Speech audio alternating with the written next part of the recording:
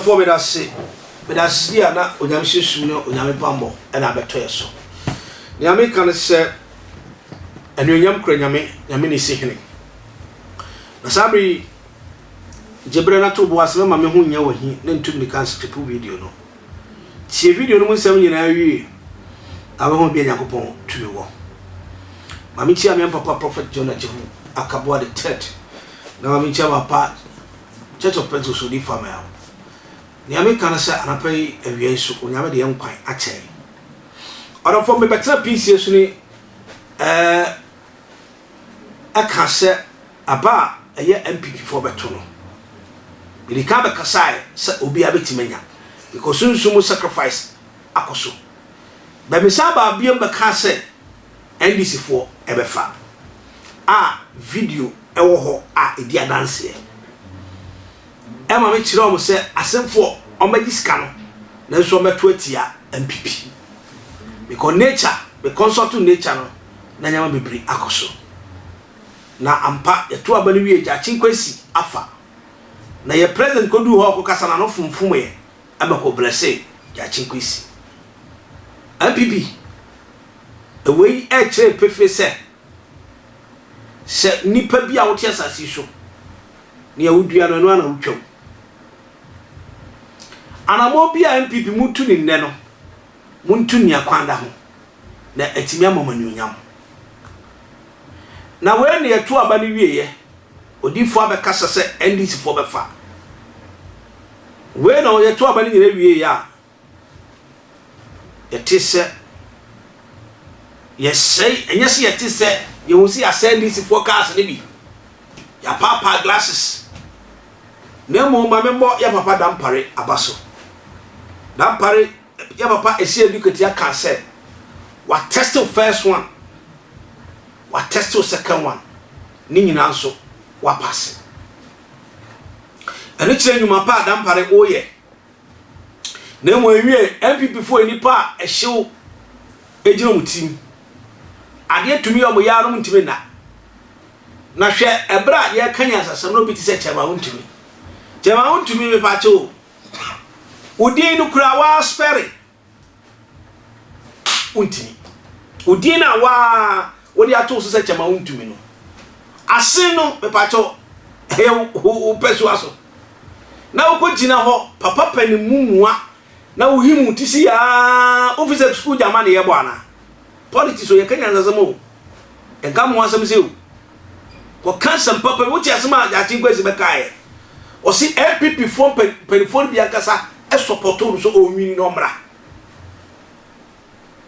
na ontimi fo mun tuja asie bi ketia so ka se papa we obro minister so e dey se minister ya mo to man ya fa minister na man fa me so mo man no sa ga se kasa we ne ya hwehwo na mo de ni se patapa etutrasem ene nkwasesem matimi afa for soldier for atade kra dia shop NPP fu ni ebetum na ro de 2024 2025 no ano de yo mo sisa ma dwente no mo fa Kristo ntam ma nyame ni manim kan mo ja mo dia man ne mo ye nyina e de akotra kromo abana isanka mo nyina mo transna mo hwe no wode patapa na ekuru chema untumi NPP party IF endina wu say yatam wa shem because odis adufudie sika baba beburam onyame nya kwase yawo onyame onya kwase ya enitina ye nua ba ma John Dumelo asan signal say no NPP for da so ye tse no ya ayawa so wagon ho no ayawa so wagon se wagon ho bubu ni padompe just a by election NPP se se ne Ghana for humutu by election kuna mukunipa ewia enkusihwe wodi ani kawga se ne wo pasa na ndisi funa ko support na ndi me pato me support ndisi ya nyo na baka se me support ndisi wodi ti asema John Dumelo e kan Joa mama bre. Joa mama bre papa. Bako there. Hey, on our way. Na me adum oba how many days? More about 2 weeks. Hey. Now what you mean? Aye. Ade. Na say you seat no be o minti na mabaha no. Nti he fa no wako. Mako almost everywhere. Baby but most of the time bushes no. Bushes no. How grounds to say? Oh, grounds na okay. Grounds na okay. I dey be fa akonya no. But I say yeko na yeko ye pa because nyama yeko so no dey. And shara anya but then na yeko so. Then the we hu. So much chichesika. Omu free voters no much omu 100, 200, 300 Ghana koto abanoma NPP, but you know most of them no mujisika no munim so meto ama ndis. Now they are also accusing you people say musumo chebi. They said at force ensure na me chebi ni ade a no kra wa respond any ade a. Na say o ka say wanche. Nti enya de ye che.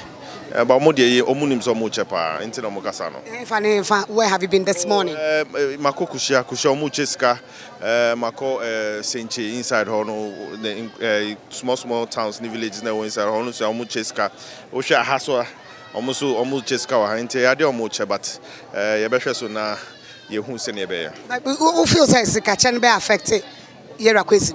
Affected no because nkofo na ka chen yen say sika ne ombeje but to tia NPP. Wow. Enti anapay ehun se Kumewu. I don't know. I did not see you there. Okay, fine. So who compare Kumewu ne ha? I think here is highly competitive because Hana is swing seat into highly competitive. Apart from that, so a seat so I nimpa say or say a winners because I am winning seat now.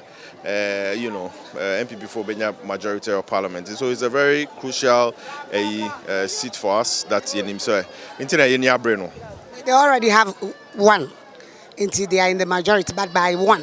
But the parliament is tough. Yes, it's tough. At the moment. Yes, it's tough. It's tough at the moment because Obibe to me brown, even if you are leading by 2 or 3 it's still crucial. But we still have to win this seat, which that's why we are all here on the grounds. Into yeah, no polling agent. There have been me polling agent. Why? Because me call me operations. Me call from polling station to polling station. Me call from town to town, village to village to to canvass for votes. But me to baby back for quite a hard drink. Apart from Sikano Mochen, then biom anyway any other. Dry who send and dry so and then I send you so much cement, much roofing sheet. I mean how much yamapi. Security in terms of security too. Oh, in terms of security, I think the Ghana Police Service, they're just like what they did in Kumewu. I think they've done well. They've done extremely well here. And we're just hoping and praying, the security will be maintained till 4 or 5 o'clock. And even till when the counting is over and Jachikwesin is declared the winner. John Dumelo near Tin can twice you be sure. Oh, yeah, sure. By margin, Ben, I will share. Maybe a little over 2,000. Yeah. Yeah, fine. Primary is nana. After this one, you better. No problem. Yeah. Oh, any day. The whole clean. Oh, we you can't be so nipa penny person. Aha. Attention TV. Attention TV media.